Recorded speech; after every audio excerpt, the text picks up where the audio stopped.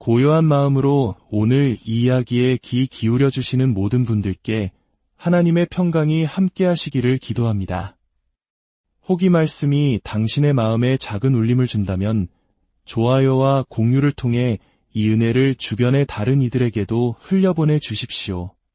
당신의 작은 손길이 누군가에게는 절실히 필요했던 위로와 희망의 씨앗이 될 수 있습니다. 당신의 선한 나눔 위에 하나님의 축복이 가득하기를 소망합니다. 우리는 무엇을 위해 이토록 바쁘게 살아가고 있을까요? 마치 무언가를 끊임없이 쫓고 있지만 결코 손에 잡히지 않는 신기루처럼 느껴질 때가 있습니다. 어쩌면 그것은 세상의 성공일 수도 있고 외로움을 달래줄 따뜻한 관계일 수도 있으며 혹은 내 삶을 채워줄 그 무언가일 수도 있습니다. 무언가를 바라는 마음 자체가 잘못된 것은 아닙니다. 하지만 우리의 삶에서 가장 먼저 추구해야 할 것은 과연 무엇일까요? 오늘 우리는 이 질문에 대한 답을 찾아보고자 합니다. 우리가 세상의 그 어떤 것을 쫓는다 해도 하나님을 가장 첫자리에 둘 때에만 비로소 진정한 기쁨과 평안을 찾을 수 있다는 진리를 함께 나누고 싶습니다. 먼저 히브리서 9장 8절의 말씀을 통해 영적인 통찰을 얻어보겠습니다. 이 구절은 구약시대의 성막에 대해 이야기하고 있습니다. 성막은 크게 세 부분으로 나뉘어 있었죠. 바깥들, 성소, 그리고 가장 거룩한 곳인 지성소입니다. 흥미롭게도 우리 인간의 구조 역시 이와 비슷합니다. 우리에겐 육신이라는 바깥들이 있고 생각과 감정이 자리한 혼이라는 성소가 있으며 하나님과 교제하는 가장 깊은 곳, 영이라는 지성소가 있습니다. 히브리서는 이렇게 말합니다. 성령이 이로써 보이신 것은 첫 장막이 서 있을 동안에는 성소에 들어가는 길이 아직 나타나지 아니한 것이라. 여기서 첫 장막, 즉 바깥 부분을 우리의 육신적인 삶에 비유해 볼 수 있습니다. 만약 우리의 관심이 온통이 바깥들에만 머물러 있다면 어떻게 될까요? 내가 무엇을 원하는가? 남들이 나를 어떻게 생각할까? 사람들이 내 뒤에서 무슨 말을 할까? 와 같은 생각들 말입니다.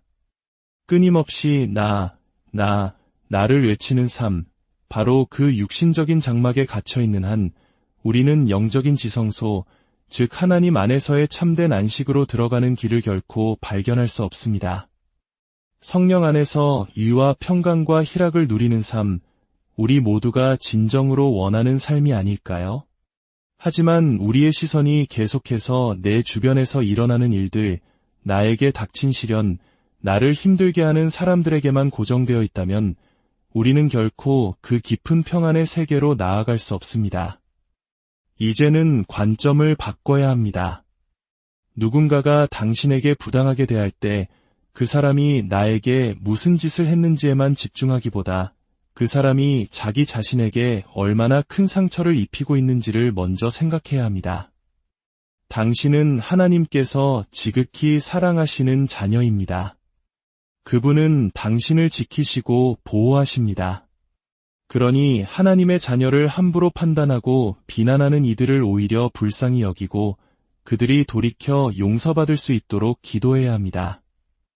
하나님께서 친히 우리의 변호자가 되어주시기에 우리는 복수하거나 미워하는데 우리의 소중한 시간과 에너지를 낭비할 필요가 없습니다.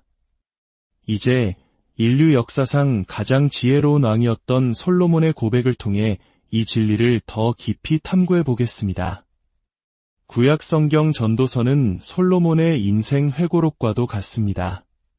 그는 세상 모든 것을 가져본 사람이었습니다. 전도서 1장 16절에서 그는 이렇게 말합니다. 내가 내 마음속으로 말하여 이르기를 보라, 내가 크게 되고 지혜를 더 많이 얻었으므로. 그러나 그는 곧 깨닫습니다.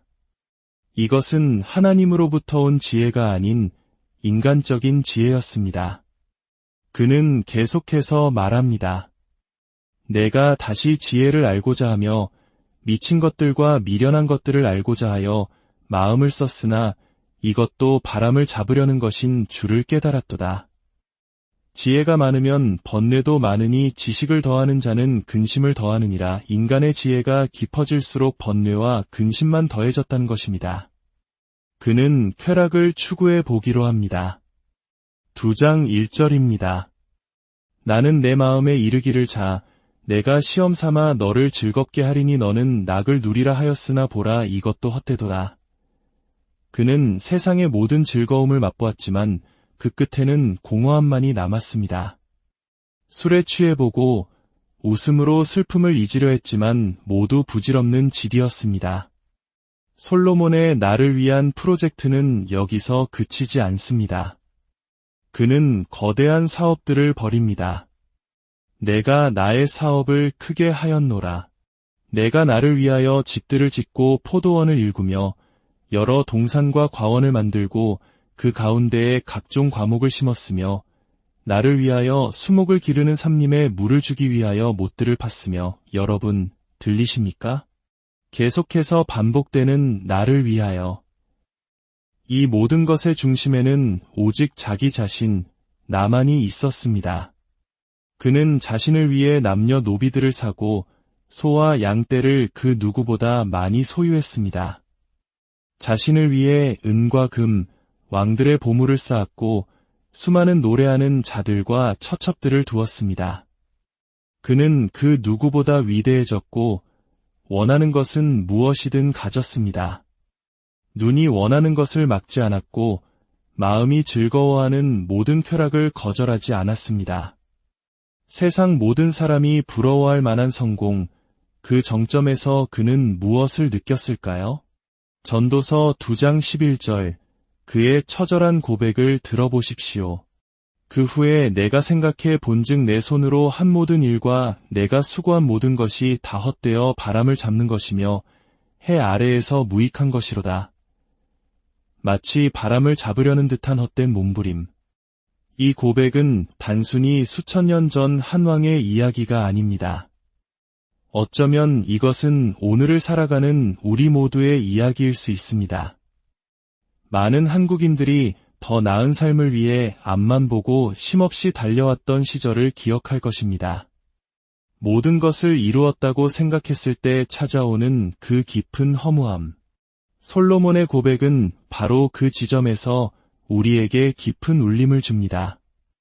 결국 전도서의 마지막에서 솔로몬은 인생의 결론을 이렇게 내립니다.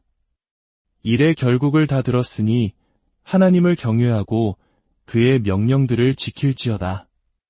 이것이 모든 사람의 본분이니라. 그렇습니다. 모든 것을 다 경험해 본 후에야 그는 깨달은 것입니다. 인생의 본질은 나를 위한 채움이 아니라 하나님을 향한 경외와 순종에 있다는 것을 말입니다.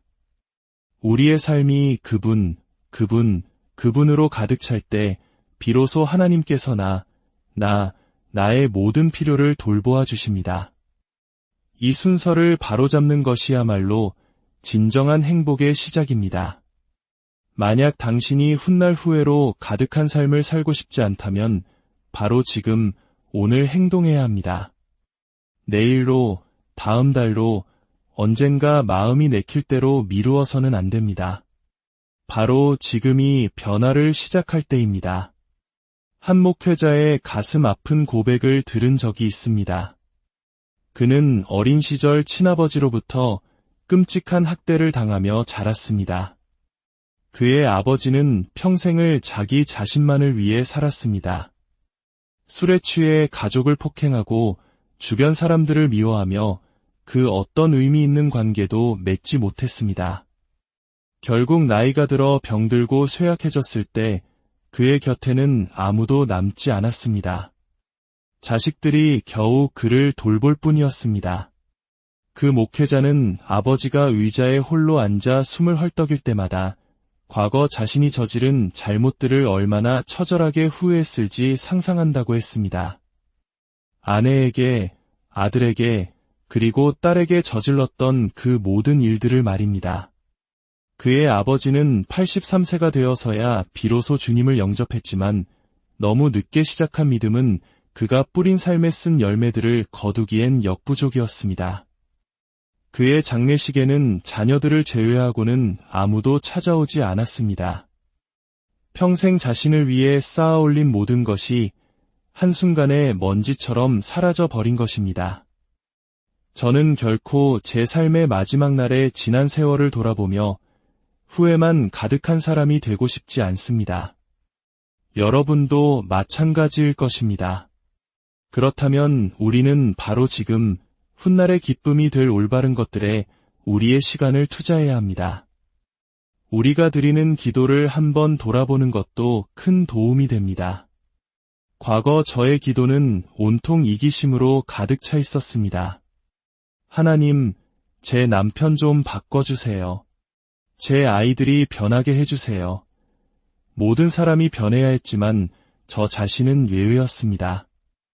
그러나 하나님께서는 제게 예수님과 사도 바울이 드렸던 기도를 깊이 묵상하게 하셨습니다. 놀랍게도 사도 바울의 기도 어디에서도 문제를 없애달라는 기도는 찾아보기 힘들었습니다. 그는 오히려 성도들이 고난을 기쁨으로 견딜 수 있는 인내를 갖게 해달라고 기도했습니다. 만약 여러분이 제게 찾아와 힘든 문제를 토로했을 때 제가 하나님, 이 문제를 없애주세요 라고 기도하는 대신 하나님, 이 형제가 이 고난을 통과하는 동안 큰 기쁨과 인내를 주시옵소서 라고 기도한다면 아마 저를 떠나 다른 목회자를 찾아갈지도 모릅니다. 하지만 이것이 바로 영적인 성숙입니다. 문제를 피하게 해달라고 기도하는 차원을 넘어 그 문제를 넉넉히 이겨낼 힘과 지혜를 구하는 믿음. 폭풍우를 멈추게 해달라고 기도하기보다 그 폭풍 속에서도 주님과 함께 춤출 수 있는 믿음을 구하는 것입니다. 우리의 삶의 최우선 순위를 하나님께 두십시오. 그분과의 더 깊은 관계로 나아가는 것을 추구하십시오. 세상의 것들을 얻는 데에만 집중할 때 성경은 그 끝이 비참함이라고 경고합니다. 그러나 우리가 예수 그리스도를 추구하며 위와 평강과 기쁨 안에서 성장할 때 우리는 어떤 상황 속에서도 진정으로 삶을 누리는 법을 깨닫게 될 것입니다. 계속해서 하나님을 찾으십시오. 가장 놀라운 사실은 우리가 하나님을 찾는 것 이상으로 하나님께서 우리와 함께하기를 간절히 원하신다는 것입니다. 이 말씀을 듣는 모든 분들의 삶 위에 오직 하나님을 첫 자리에 모심으로 말미암아 세상이 줄 수 없는 참된 기쁨과 평화가 강물처럼 흘러넘치기를 우리 주 예수 그리스도의 이름으로 간절히 축원합니다.